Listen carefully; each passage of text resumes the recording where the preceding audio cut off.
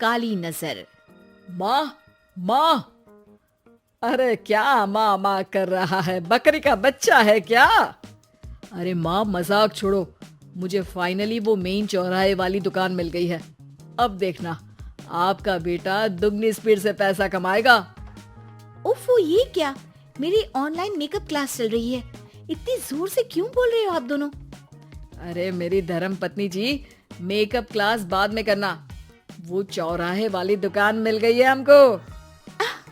अरे वाह, रुको, मैं अपनी माँ को फोन लगाकर बता देती हूँ। अरे मैं भी अपने रिश्तेदारों को बता देती हूँ। कितनी खुशी की बात है। हाँ हाँ, मैं भी अपने दोस्तों को बता देता हूँ। 1 हफ्ते बाद रजिस्ट्री है। बस, घर में खुशी का मौका था। उन तीनों ने अपने अपने फोन उठाए और लोगों में बात फैलाना शुरू कर दिया। और रही सही कसर श्वेता बहू ने अपने पड़ोस में सबको बताकर कर दी। अरे वर्मा आंटी, अब हम भी जल्दी कार ले लेंगे। घर का रेनोवेशन होगा और ठाट से रहेंगे हम भी। अरे ऐसा क्या हुआ? लॉटरी बाटरी लग गई है क्या? अरे इस बार चौराहे वाली मॉल में हमको भी दुकान मिल गई है। दुकान नंबर 21, जो एकदम चौराहे पर है। अब ग्राहक बढ़ेंगे तो आमदनी भी बढ़ेगी ही ना।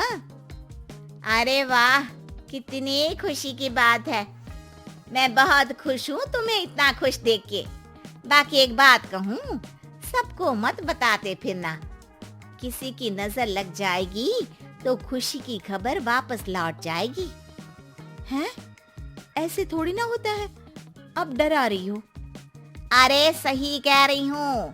काली नजर कहते हैं इस चीज को, जब आप किसी को कुछ बताओ और वो काम बिगड़ जाए।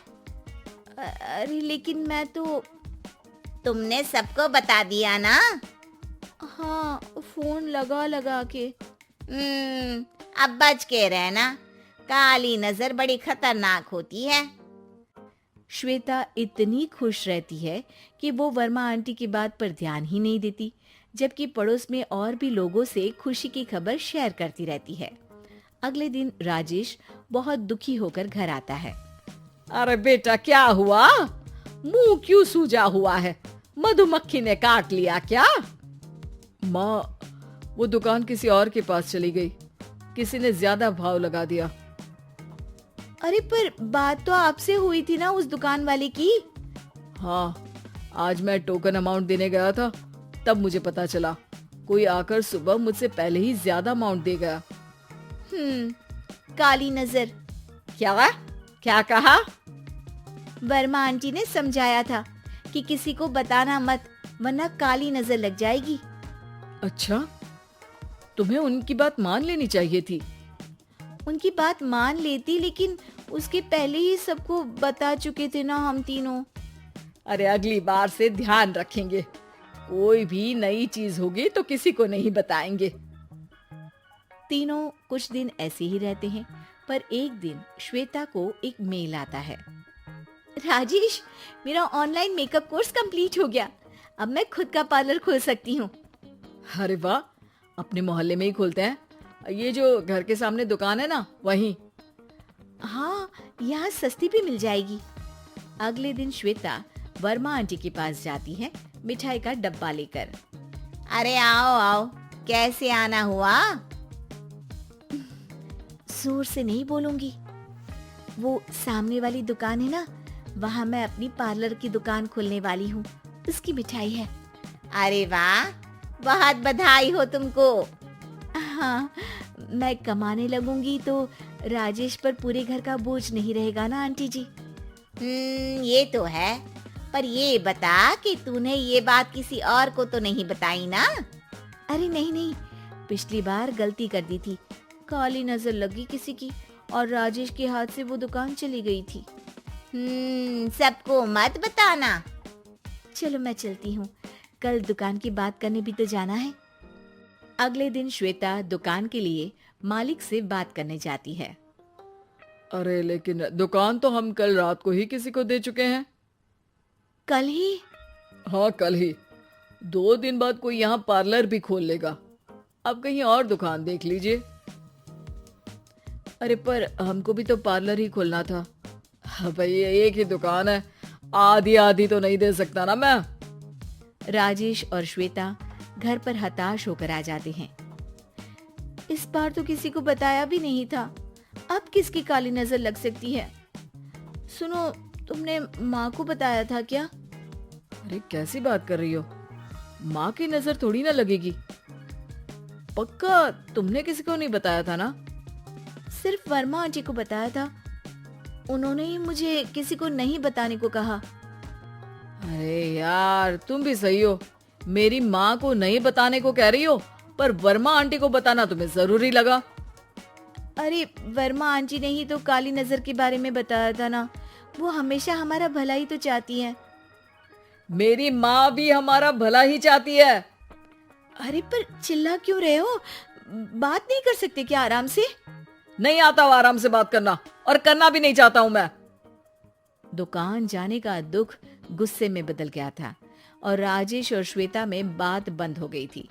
2 दिन बाद मोहल्ले में पार्लर का इनॉग्रेशन हुआ, जिसमें मोहल्ले के सभी लोगों को बुलाया गया, पर श्वेता, राजेश और माँ नहीं जाते।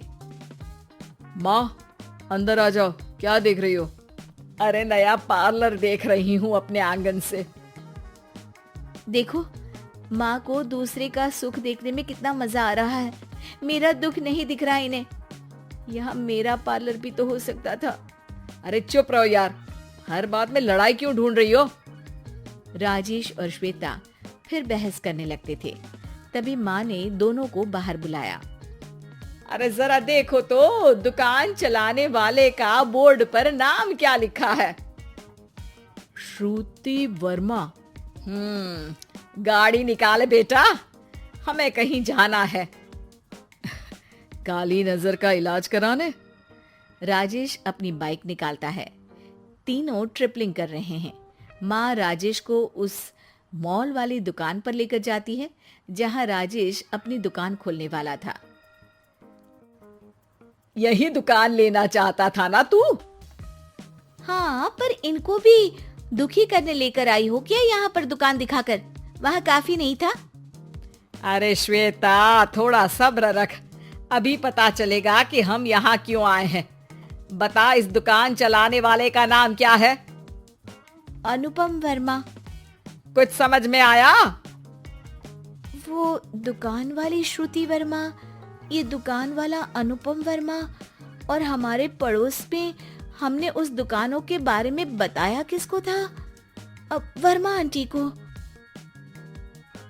मतलब वर्मा आंटी ही हमारा काम बिगाड़ रही है? नहीं नहीं, ऐसा नहीं हो सकता, ये बस इत्तेफाक है। राजेश अपना फोन निकालता है और श्रुति वर्मा और अनुपम वर्मा के नाम फेसबुक पर सर्च करता है, जहां ये दोनों ही वर्मा आंटी के रिश्तेदार होते हैं। श्वेता को समझ में आ जाता है कि वर्मा आंटी की ही नजर काली नजर है। अब क्या करना है? कोई भी खुशी की खबर हो तो काली नजर से बचना है, यानी वर्मा आंटी से बचना है। अरे पर मुझे ये समझ में नहीं आया कि वो हमारे साथ ऐसा क्यों करेंगी। अरे बेटा, एक सीख है, दूर के आदमी को आपकी तरक्की से कम परेशानी होगी, पड़ोसी को ज्यादा। दोनों माँ की बात में हामी भरते हैं और अगला काम चुपचाप करने की कसम खाते हैं, ताकि आगे से वर्मा आंटी कोई काम ना बिगाड़ सके।